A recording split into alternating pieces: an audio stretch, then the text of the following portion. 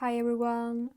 So probably the most telling genius placement is Einstein's Mercury, because having Mercury, which talks about the mind, thinking, in his career, which the 10th house is associated with, in the sign of Aries, which talks about independence, boldness and originality, creates someone who can think in bold ways within their career.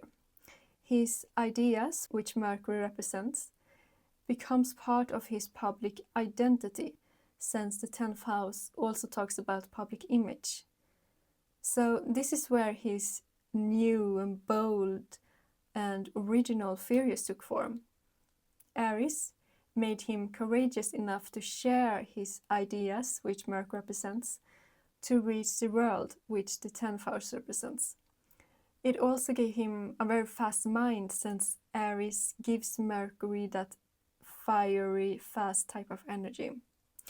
But there's also something that connects his mind to the spiritual world, and that is his sun, that sits in Pisces, still in the 10th house.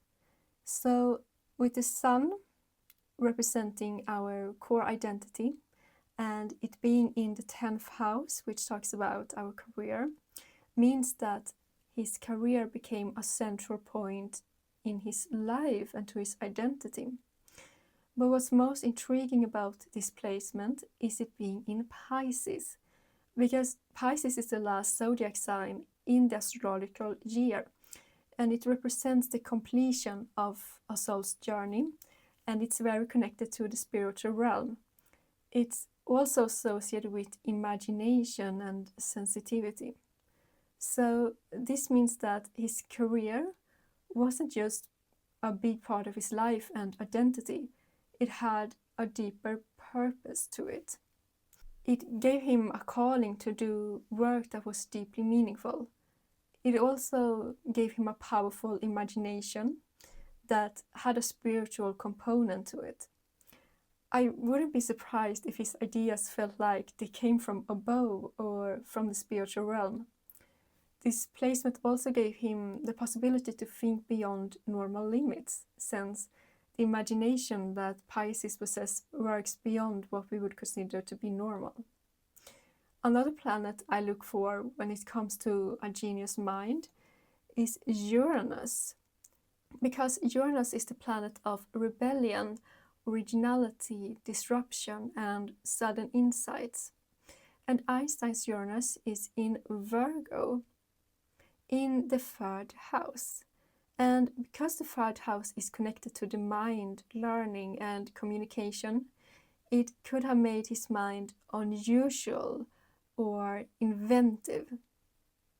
With Uranus being there, he could also question normal ways of learning.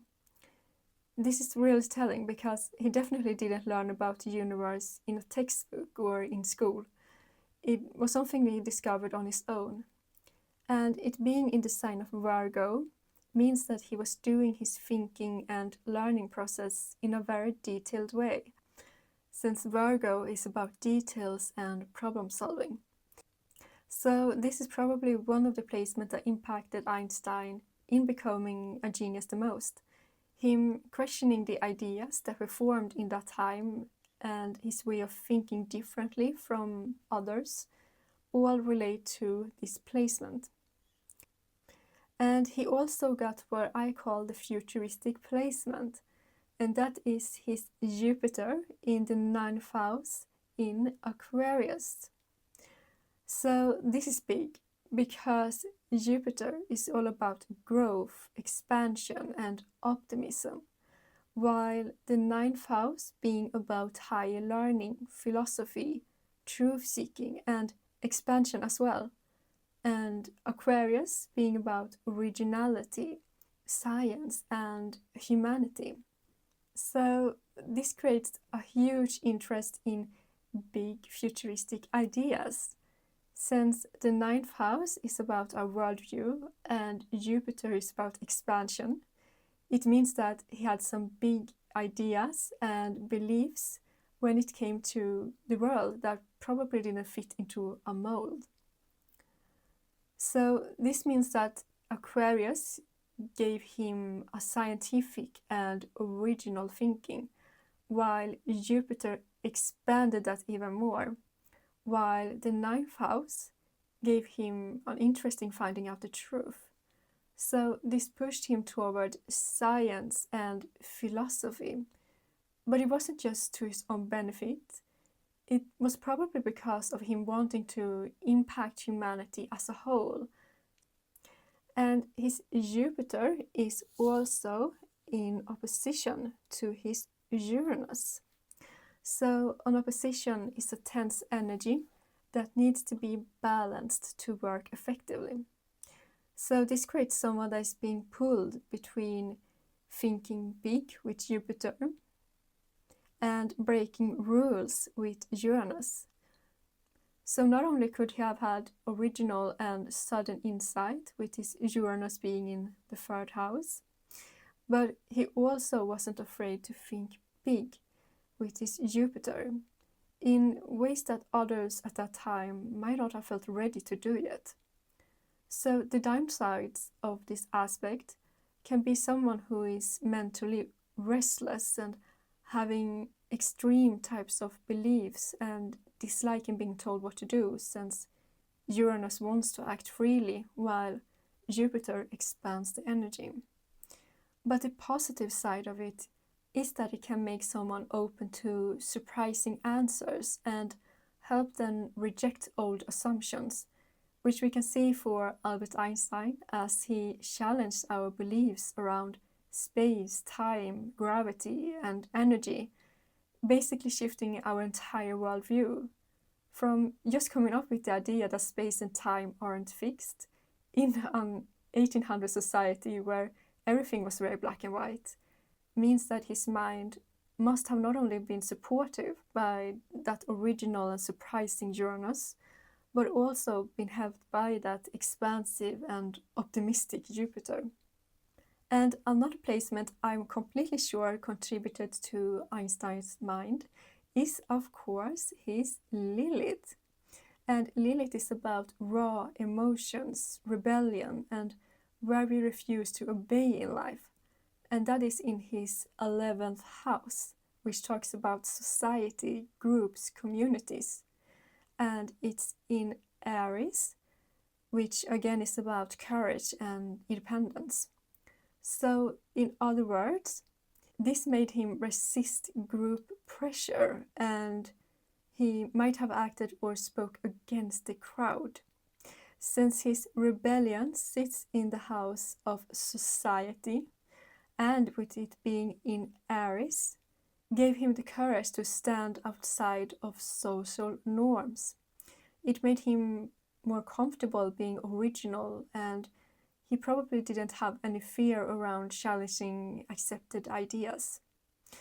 But he also got his Chiron right next to his Lilith, still in the 11th house, that's about communities and groups.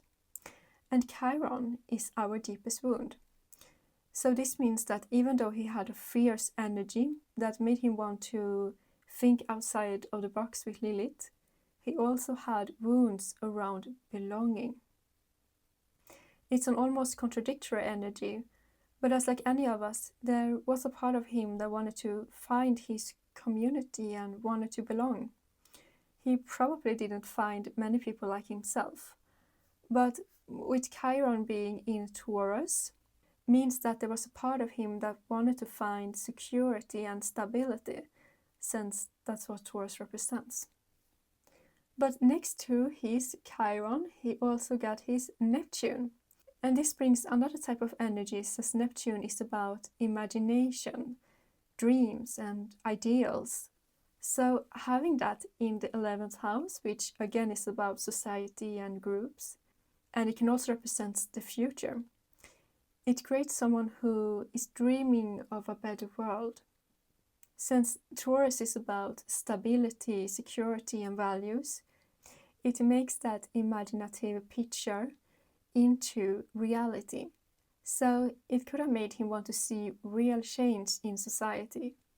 Since Neptune is also about sensitivity, it could have made him sensitive to human suffering as well. This could have inspired his imagination that helped him come up with new ideas that would change the world.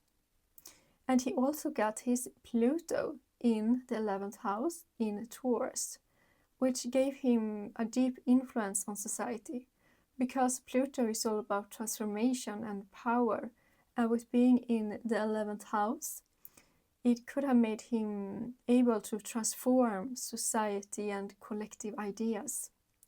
And Taurus being about stability and our physical reality, it could have helped him impact how we see our physical reality.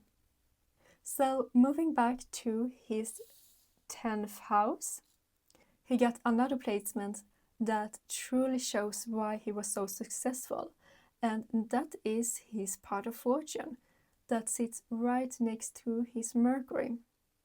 And the part of fortune is where we find most joy and luck and fulfillment in life. And it being in his 10th house, which again talks about career, means that he's going to find most joy and success within his career, especially when it comes to bold career moves, since Aries is about boldness. But it also helped him get public recognition, because the 10th house is also associated with our public image as well.